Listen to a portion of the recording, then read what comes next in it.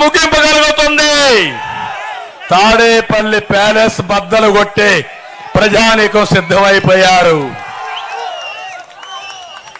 సిద్ధమని తిరుగుతున్నాం. మేము సిద్ధమని అంటున్నాం.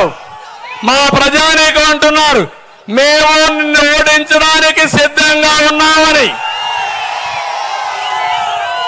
సిద్ధంగా ఉన్నారా లేదా?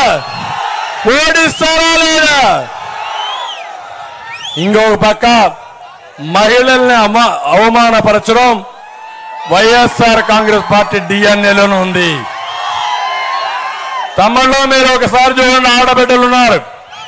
ఏమమ్మా మీరు ఒకసారి చూస్తే నీకొక కూతురు ఒక కొడుకుంటే ఆ కొడుకు నీ కూతురి శీలాన్ని శంకిస్తే నీకు బాధ కలగదమ్మా అని అడుగుతున్నా.